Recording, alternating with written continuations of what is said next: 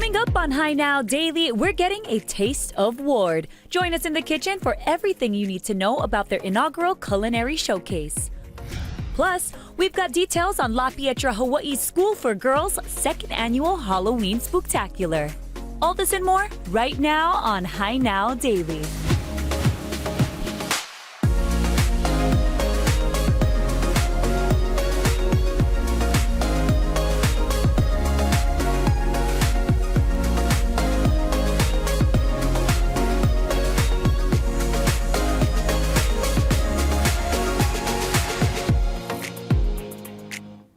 Aloha and welcome to Hi Now Daily. I'm Rachel Pacaro and we're halfway through the week. That means it's Wednesday. By now you might be wondering where Kainoa is. He's on vacation, but that's okay. We've got Lauren Taruya. She is live from Pearl Harbor. What's happening out there, Laura? That's right. I am live from the epicenter of energy here at the 154th Wing Hawaii Air National Guard. And right behind this door, I've got the director of HCAT, Dave Molinaro, who's going to talk to me all about this incredible microgrid. Come on in. Hey, Dave. Aloha, Lauren. How are you? How are you doing? Great to see you. Thanks for coming out to Pearl. I am so excited to be here, especially because of all we've got going on in here. But before we get into the microgrid, can you just tell us what is HCAT? What's its relationship to the Hawaii Technology Development Corporation? Absolutely. So HCAT is the Hawaii Center for Advanced Transportation Technologies. We're an affiliate of the Hawaii Technology Development Corporation, and as you know, is part of DBED. So we're here to support the technology and economic growth and development of the state. And you have been doing a beautiful job. I've actually been with Dave a couple times here, right where we are right now. I want to get into it. Can you tell us what a microgrid is and what you guys have created here? Sure, I will do that. So again, welcome to Pearl. This is the Pacific Energy Assurance and Renewables Laboratory. It is, as you mentioned, a renewable energy microgrid. It's really a utility, a small utility, and it uses primarily renewable energy, in this case battery and solar, to power this campus on the 154th Wing with the F-22. So it's also a renewable energy project that will showcase renewable energy technology. That is amazing. And Dave, I always feel like you downplay things. Like, I know that this is such a big deal. Can you tell us why this technology is so important and really what it means for the state? Well, Lauren, that's a great question. So Hawaii is blessed with renewable energy, solar, wind, potentially geothermal as well. If we want to utilize renewable energy, we need to have technologies like microgrids, which will control and monitor and store renewable energy for use in a utility base like this. Right now, the traditional utility is HECO, and they have a one-way type of distribution from a central point that moves outward. Microgrids are small. They can be locally based in a community or location or a critical facility like a military base, a hospital, a first responder campus. That's what this technology can do. That's amazing. And that really truly is the future, yes, is what it sounds like. It sounds like it's good for the environment, of course, good for savings, and of course, good for our local economy. If you could just tell me a little bit more about what this truly means for Hawaii's future. Well, again, we're blessed with renewable energy. The state also is forward-thinking in that they've got a renewable portfolio standard. Primarily, we need to be off of fossil fuels by 2045. Yep. Utilizing renewable energy is the way we're going to do it. You have to have a way to control, manage, and store renewable energy, and that's what this microgrid does. That's amazing. And Dave, if anyone wants to get any more information about this project, and of course HCAT, where can they go? HCATHTDC.org. to our website. All right, make sure you check out their website. Dave, thank you so much for having me. I'm going to toss things back to Rachel. How are you doing, girl? Doing good. Thank you so much, Lauren. We're back here in the Hi Now kitchen, and Ward Village is kicking off their inaugural culinary showcase. They're calling it Taste of Ward. It begins tomorrow and lasts all week long, concluding on Friday, October 18th. Over 20 participating restaurants and retailers will have their own special offers, exclusive menus, local fare, and global flavors. And in joining us now from the Nori Bar, we've got Daniel and Nicola. Thank you so much for being here. Thank you for having us. Yes, and you brought a bit of a spread. This is all part of Taste of Ward that begins tomorrow. Tell us a little bit about Nori Bar. First, a little background on you folks, and then what you folks are offering for the week. Well, for what we're offering for our Taste of Ward, we wanted to showcase some of the things that set us apart from other sushi restaurants, as well as put the freshest fish available first. So we've got a few things here. We've got our pork cheek char siu nigiri. We've got the umami mushroom and our blue crab truffle kani miso. And we've also got some toro, our bluefin trio, and then our house-made avocado spread over maguro. Wow, all of this beautifully presented here on this dish, or I should say like this board. But what does that run? It's gonna be $50. 50 bucks. That's a great deal for all of that. You mentioned the otoro, chutoro, all of the different ones that are usually priced pretty high, right? So to get it all on one board, you don't have to like pick and choose. You've already done that. So this is fantastic. Now, I wanted to ask you, Daniel, how did you kind of put this together? So I mean, we just wanted to kind of showcase some of the things, you know, that make us unique ourselves. You know, as far as like the vegan option, which is our umami mushroom, which is a medley basically of 5 different mushrooms. We have shiitakes, we have enokis, we have brown and white shimejis, and we also have kikurage. You know, each mushroom kind of has a place in it, which is why some soaks up the flavor. Some is for the meatiness, and then the kikurage, of course, for texture. Wow, that's really delicious. Like you said, the textures, you can feel the softness, the chewiness, but it's packed with flavors. Like those mushrooms really soak up all the goodness. Yeah. So, I mean, that ever since we put it on the menu has kind of been one of our, you know, more popular things. Of course, the blue crab truffle kani miso, everybody comes in for that. You know, some people eat like 4 or 5 while they sit down, you know. All right, on. And then I mentioned the chutoro, the otoro, and what is this last one over here you mentioned? Akami. Okay, and so tell me about the different like grades. So otoro is the fattiest, right? The most fattiest, the most oily. Chutoro is kind of a medium fatty, and then akami is more towards the leanest cut of meat. Awesome. And then how you're supposed to really eat this is that you left the nori on the side so that it'll stay crispy. And then that's kind of how you're getting everybody to eat it, is pack your nori with your rice, and then you go ahead and put whatever you want inside, right? Yeah. So the reason why we put the nori on the side is because we use a high quality nori. We didn't want to pre-build the rolls for them and have the nori come crispy. We wanted them to have the full, you know, crispness of the actual nori. Yeah, I know. I can already hear the crispy of just folding it over. And you heard it as I ate it. This is so delicious. Okay, tell everybody a little bit more about where they can find you and what's going to be happening this week. So we're on Instagram, we're on social media. We're located in the ground floor of the Ku'ula building. You can make reservations on Open Table, or you can give us a call anytime. This is going to be available for dine-in only, but we do have takeout options. We've got one of our set special boxes here. What's in that box? So this box is going to come with cucumber, salmon, hamachi, spicy ahi, and then 2 of our specialty sauces, our chopped wasabi, kazami wasabi, and then our house-made yuzu ponzu. Wow, amazing. So that's the takeout box. It says, let the good times roll. Speaking of rolls, you guys are going to be doing something after Taste of Ward, and you're going to be incorporating something a little different, right? We'll be rolling out our omakase special. It'll be $60. It's a prefix hand roll menu with all of our most popular hand roll items. So that'll be available the 19th for dine-in only. Yes, but make sure you go in now until the 18th. Actually, that'll be tomorrow until the 18th to take advantage of all of this right here. It's just 50 bucks. Take a look at your screen, all the details there. This is Taste of Ward. You guys, thank you so much. Go ahead and check out Nori Bar in Ward Village. We're gonna take a quick break and we'll be back with more of Hi Now Daily. Holy moly, this was awesome. I gotta go and try every single one now.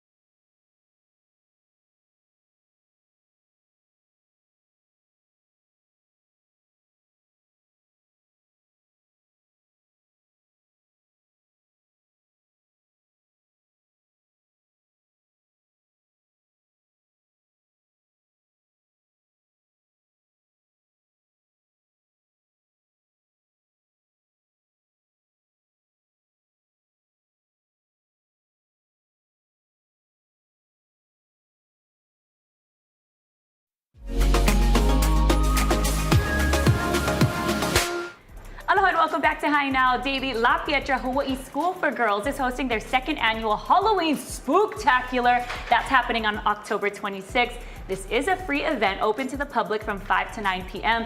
And here with all the details is Isha Lopez Duran, Student Council Advisor, and La Pietra student Emma Grace Hirata. Thank you so much, ladies. Thank you for being having here. us. Yes, that's it. Okay, who's that?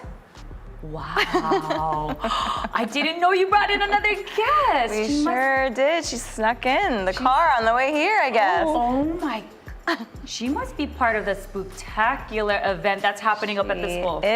She's one of our student actors, and you'll hear Emma Grace talk about that a little bit later. Well, I'm happy to have She's all got of a you card. here. Yeah. I hope I get my fortune read a little later. Yeah, I'm you'll a little have to curious. come by to the event then. All right, well, let's talk about what's going on at the school. This is the second annual Spooktacular event. So tell us a little bit about what we can expect this year. Yeah, so we're really excited to welcome the community back. It is a free event, as you said. We have activities for keiki of all ages. We have carnival games. We have free activities, free crafts, some safe trick-or-treating, and we have our keiki spooky story circle, where some local actors will be coming to read scary stories to the kids. It's really exciting, and all the booths that we have, where we're selling food, concessions, drinks, everything benefits one of the clubs on our campus. So it's all student run.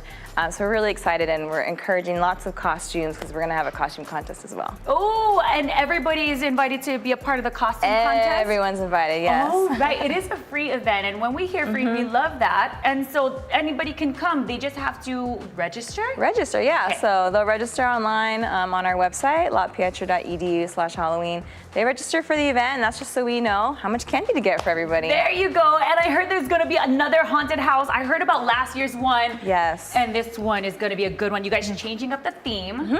Tell us a little bit about that. I mean, she looks like she's part of the theme in some way. So Emma Grace, please tell us.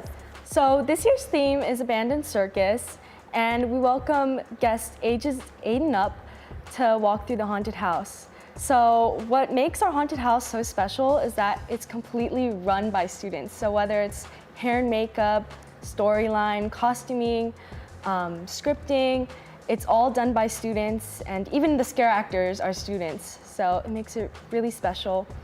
And tickets are $15 each, and all proceeds go to La Pietra Student Council. Awesome. That's going to be really cool for this school. And I mean, to have all the students participating and putting on the haunted house, I always wondered, how would I put on a haunted house? Every year I think, could I do it in my garage or whatnot?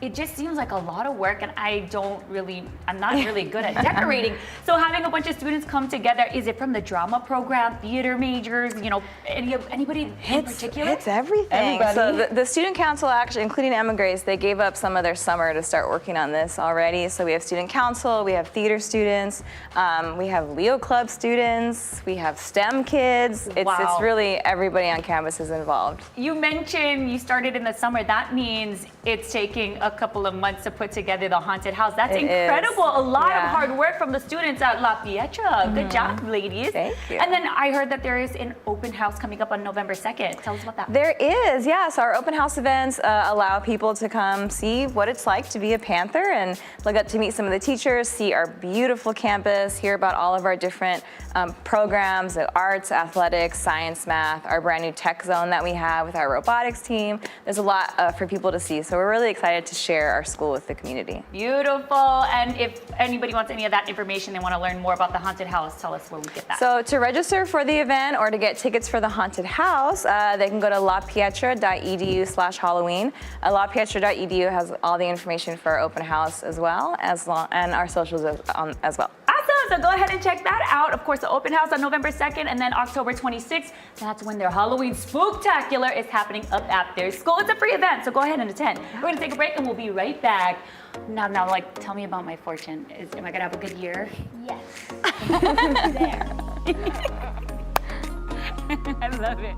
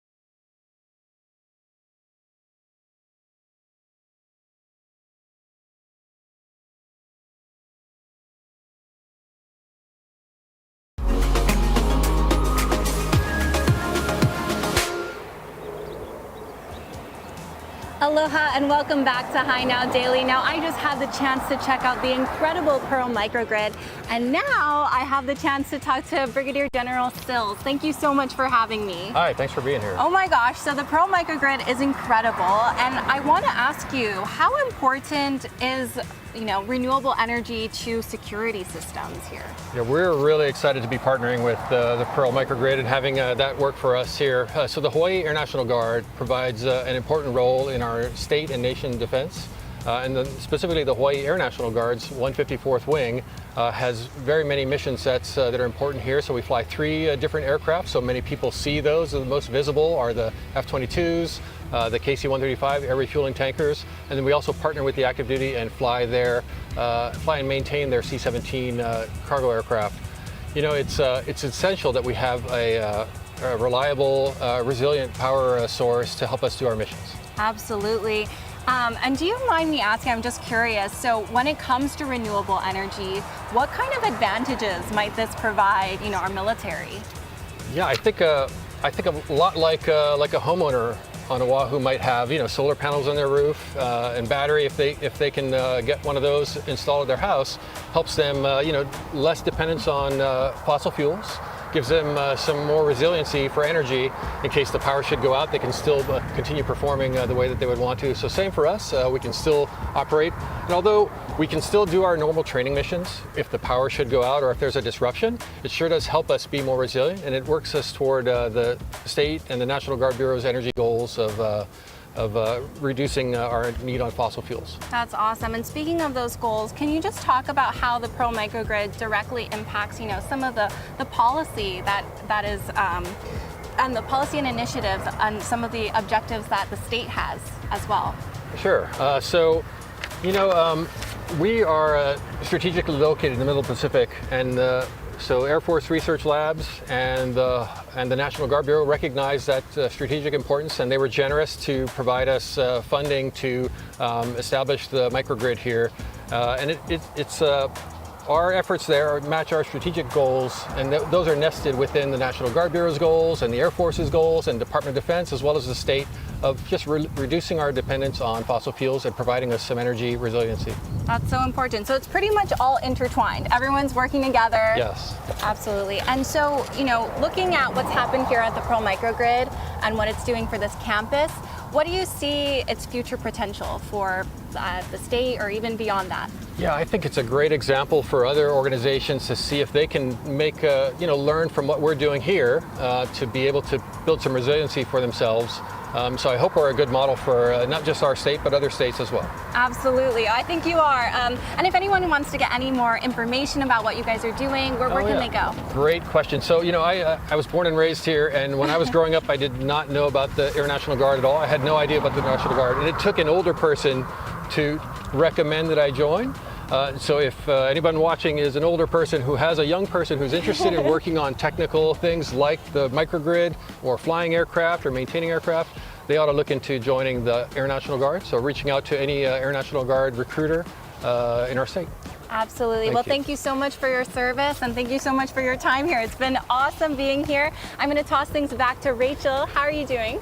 I'm doing great, Lauren. We're back here in the High Now kitchen, and it must be my lucky day or my lucky 2 days because I've been hanging out with Chef Ahu Hetema, the executive chef and owner of Istanbul, Hawaii, these last couple of days.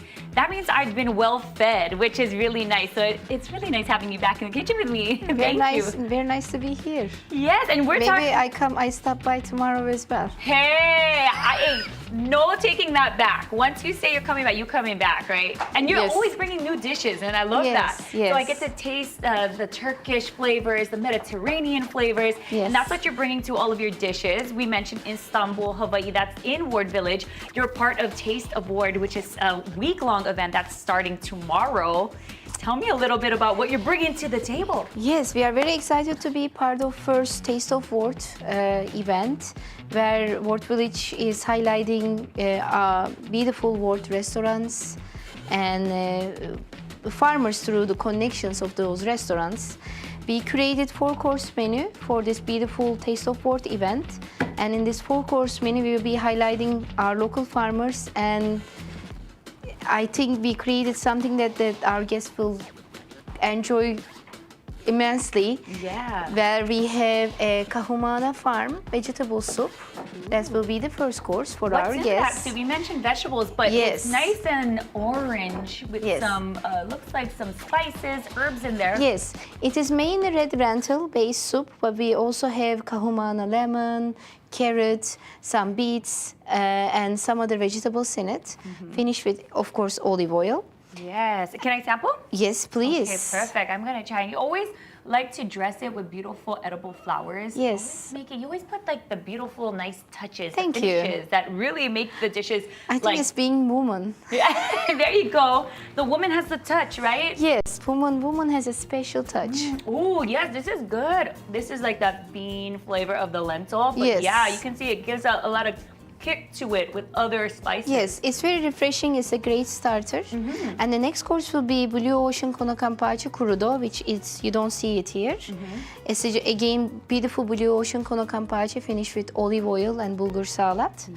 And the third course will be Snake River Farm Gold Grade Wagyu.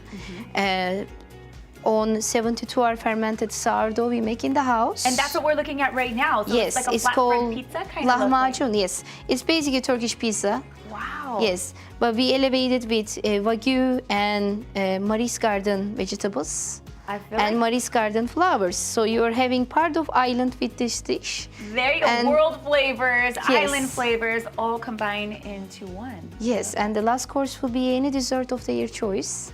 So we just decided, why don't just they select whatever you want to have from our dessert menu, and this way they will have enjoyable 4-course menu, and it will be quite a deal.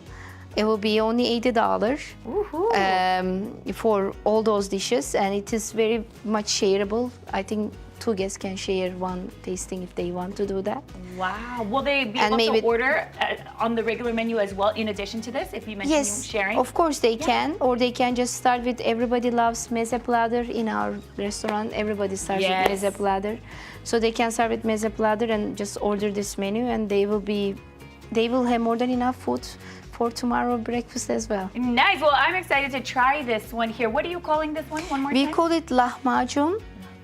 It's a meat pizza, Turkish pizza. Okay, let me sample with the wagyu. Yes, with the wagyu. Yes. Always packing the flavor. You do that so well. And I think all the dishes that you offer at Istanbul, Hawaii, Thank you. top tier. Thanks to my mom. Thanks to your mom. I love that. Yes. And if yes. people wanted to get more information about Istanbul, Hawaii, to book a reservation with you, where would they go? They go www.istanbulhawaii.com and click on reservation button, and they will able to book for us. And also they are most welcome to visit World Village website and look at all other beautiful shops and restaurants, whatever they are doing, and click on those restaurants and shops. Right there And- on your screen. Yes. Awesome. Thank you so much, Chef, for joining me here in the High Now Kitchen 2 days in a row. We're going to take a quick break, but make sure you go and check out the Taste Award October 10th through the 18th. And of course, visit Istanbul, because this dish looks amazing and tastes fabulous too. Nice. Always.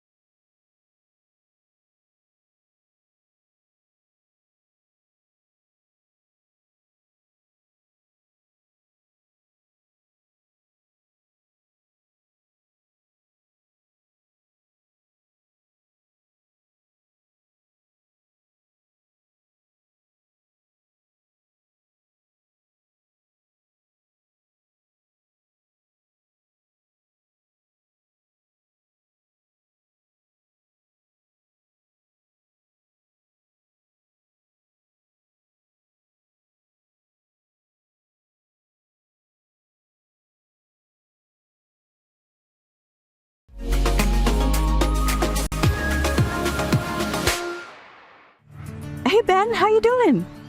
To be honest, not too good. I'm sad a lot and no appetite. I just don't feel too good about myself. That sounds tough. You sound like you may be depressed. Nah. Me? That's right, Nami. That's why I called when I was going through this stuff. They understood and helped me. You should check them out. Thanks, I will. Surf's up. Contact namihawaii.org. The National Alliance on Mental Illness Hawaii is gearing up for their annual walks set to take place on the Frank Fossey Civic Grounds this Saturday, October 12th. And here to tell or help us raise awareness, I should say, on mental health is Leo Hamarol and Anissa Weissman. Thank you so much, ladies, for being here. Thank you for having us. Yes. Okay, tell us a little bit about how you folks at NAMI Hawaii are raising awareness on mental health. Well, October 10th is Mental Health Awareness Day, like World Mental Health Awareness Day. That's tomorrow. Yes. Wow. So it's kind of personal about awareness, and for me, it's about breaking stigma. Because breaking stigma on mental illness is huge for me, because I grew up in a really strict Asian family, and you never talk about mental illness or mental health issues. And for me, it was something that I needed to do now, because I want other people to also, be able to share about their own mental health journey so they can get the help and the support and education that they need. Absolutely. And not only when you talk about it, it helps lift something off of your shoulders, but it also makes other people look at you and say, if she can do it, I can talk about it too. It makes it a little less hard, right? Yes, yes, yes. In fact, this sign here is a friend of mine made this sign, and her mother actually was diagnosed with bipolar, and her friends didn't come around, and she didn't have much people supporting her, and she actually died lonely. And we don't want anyone to ever have to deal with that kind of thing. And so we at NAMI, we really want to promote just breaking that stigma, right? Coming out and sharing your story. We're all about sharing your story. Absolutely, and you guys do incredible work throughout the community, and you put on great fundraisers, including the NAMI Walks, which is coming up. So if you could share with everybody what's going to be happening this weekend. Yes, so this weekend at the Frank F. Fossey Civic Grounds, we're going to have our NAMI Walks. It's the largest mental health walk on Oahu. We're also having the walk simultaneously on the Big Island, Maui, Lanai, and Kauai. So all simultaneously, we're having the walk, but on Oahu, we're gonna have it at 9 a.m. and we want people to check in at 8. We're gonna have a lot of entertainment, prizes, food, keiki games, and we have what everybody is really looking forward to is our wellness and resource tent, and that's where over 20 wellness partners are there, and they're gonna be having all the different things that they offer that people don't get to see all at once. So we're gonna have such a great time there, and we hope that everybody will come out. It's free to register, so they can go to our website at namihawaii.org and register for free. Beautiful. So just a lot of things to look forward to at this weekend's event, again, at the Frank Fossey Civic Grounds. There's going to be a warm-up, like you mentioned. There's going to be food for purchase down there. I know one of the vendors that comes on High Now all the time. He's going to Guava Smoke is going to be there with his bentos for purchase. There's going to be a lot of fun. Was there going to be a traveling magician as well? There is. Okay. There's going to be a traveling magician. He's going to go around for an hour and just entertaining the keikis and dance performances. It's going to be so much fun. Beautiful. And if you can't make the event, always check out their website. They've got programs and free programs. If people are looking for help and support right now, and you said, what would people do? Where did they go?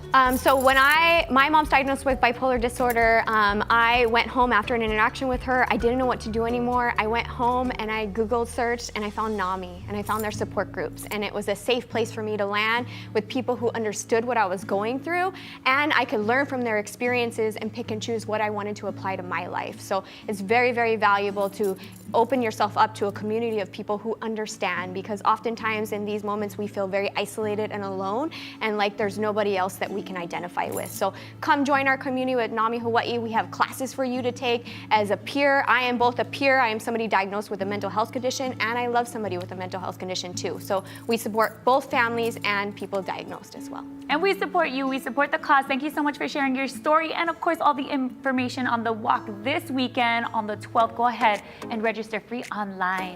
Thank you guys so much for joining me today. And yes, let's put up those signs. Let's break the stigma. Yes.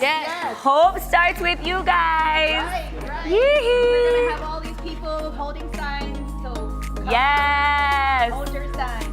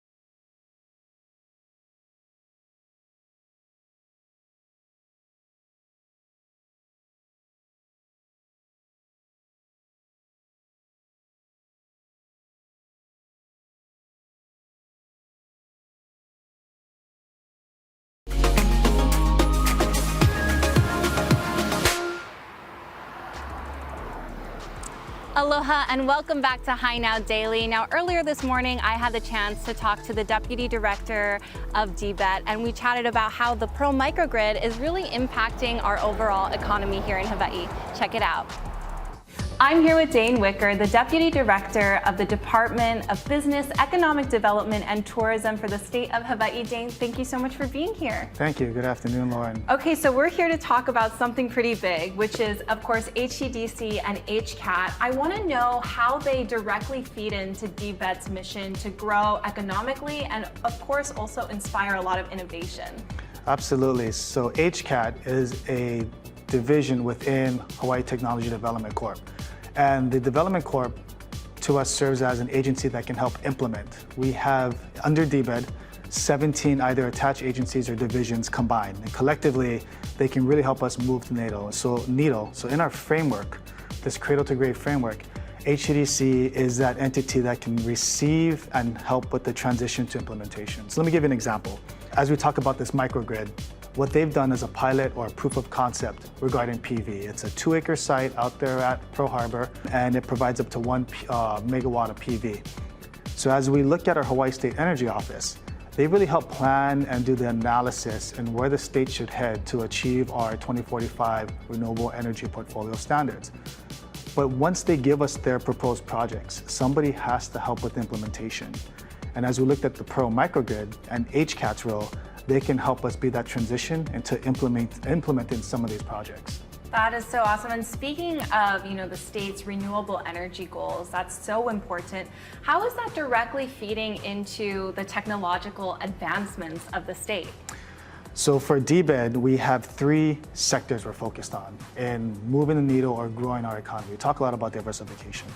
And one of those sectors is manufacturing. And within manufacturing, we have advanced manufacturing, we have the value add manufacturing, and our creative industries division, which includes fashion, tech, design, as well as media. As the state looks at manufacturing as a potential industry here, one of the main costs to do business or inputs is energy. So we have to look at energy and how to lower, stabilize that cost to welcome business, to help business lower their costs. And through microgrids, which are basically a proof of concept, that will help us not only mitigate risk of implementing or scaling up these projects, but also to look at where these projects make sense. Absolutely. So, this microgrid, it's serving as an example really for what the future holds. So, how can consumers or even, business owners look at this as, a potential aid for their future?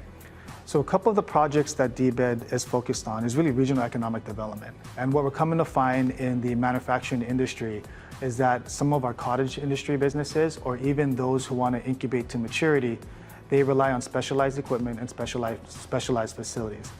So this administration with DBED and working with our legislature, we're focused on where those facilities need to be placed and then looking at that infrastructure system, including energy. And if we were to do a microgrid project on site to not only feed energy into those facilities, but any excess put into the grid to help us chip away at our 2045 mandate. What this also does is allows us to put in the infrastructure not only for the business, but hopefully the community that surrounds it. And if we can look at scaling up, what does that mean to lowering the cost of electricity for our homeowners, our community, which ultimately helps with the quality of life. Huge, right? So this is good for our environment, it's good for our economy, it's good for our economic growth, all good things. Well, Dane, thank you so much for helping break down what this really means for the state of Hawaii. And if anyone wants to get any more information about DBED and everything that you do, which is so massive, where can they go? Sure, you can visit us online, www.dbed.hawaii.gov, or reach out to our office. We'd love to meet, discuss, understand what some of those challenges are economically, and where our strengths and weaknesses are for the department as a whole when it comes to diversifying our economy.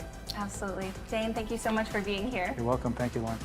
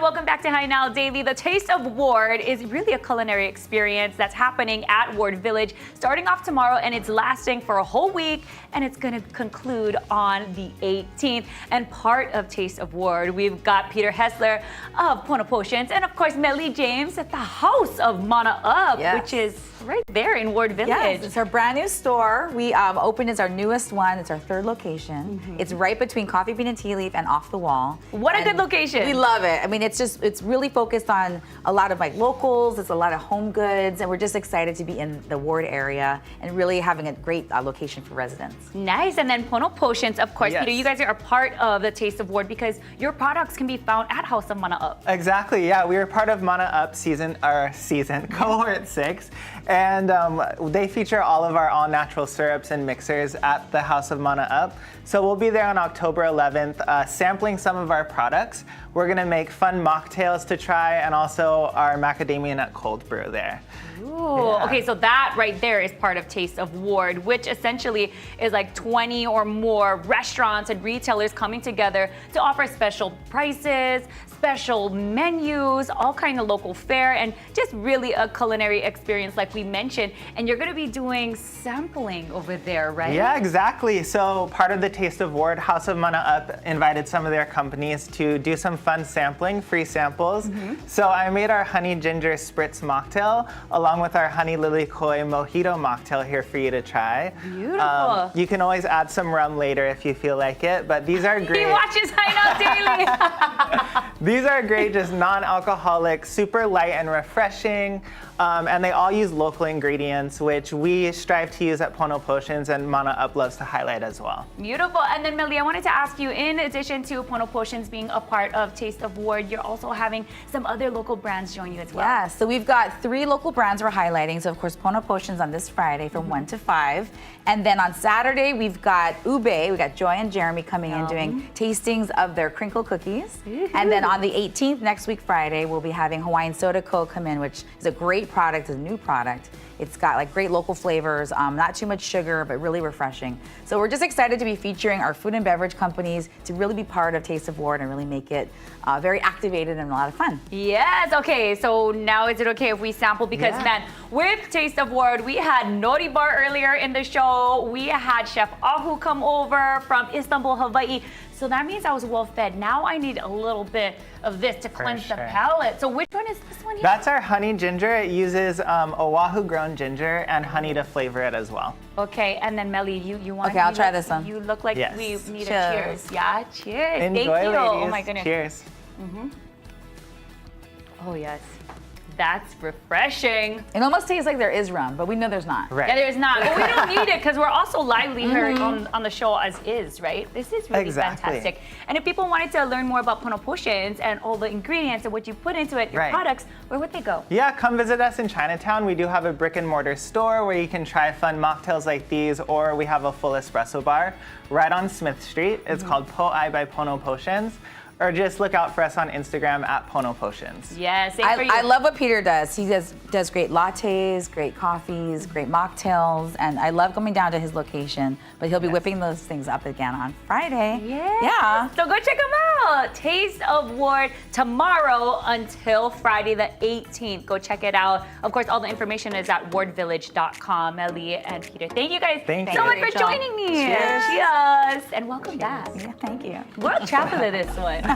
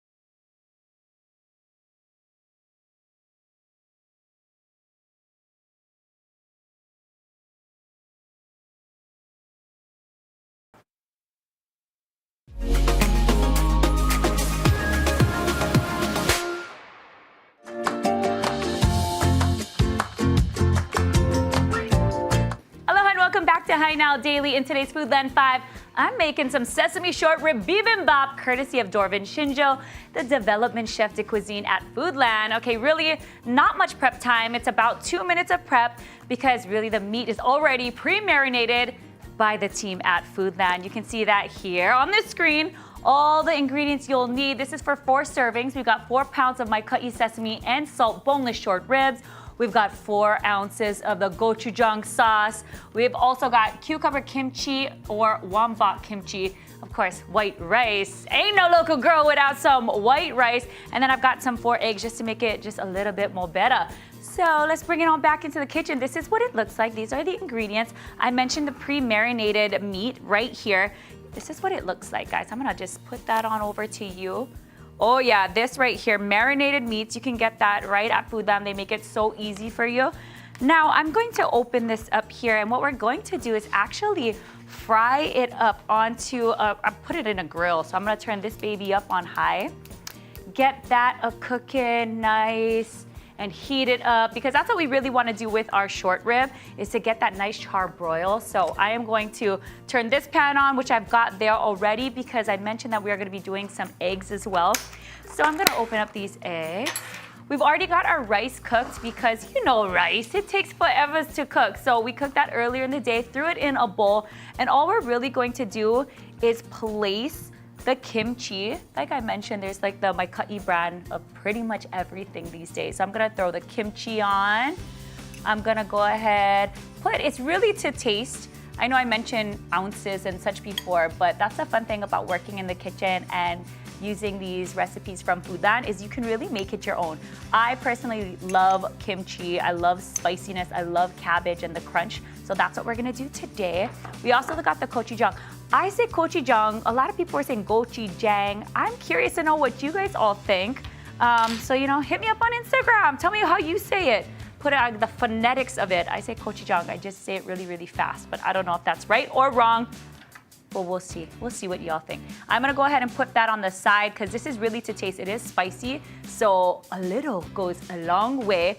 But to make it look pretty, I just put kind of a lot over there. And then now that I got everything pretty much nice and heated, I'm gonna move on over there with my marinated meat from Foodland. Taking my tongs over here, I'm gonna walk my way over here, and the camera's gonna like follow me over onto this side at some point, yeah. And then we're gonna throw this over here and cook it on up. Nice and there. These are thinly sliced, which is nice. You really only need 3 minutes cooking on each side. Get that char broil, I should say. Broil. There we go. You can hear that sizzle. And lay it on down. Like I mentioned, 3 to 4 minutes on each side. Marinated meat from Foodland. I'm gonna go ahead and put that down. While I'm letting that cook, I'm also gonna reach over here and grab my oil, and we're gonna just slowly boogie on over this way. I'm gonna reach and I'm gonna move on back this way. The camera loves moving with me. I tell you, it's like we're dancing sometimes. I'm gonna go ahead and put some olive oil on the pan so that I can cook up my eggs. I like eggs, so I'm gonna go with 2. That's already nice and hot. Crack it.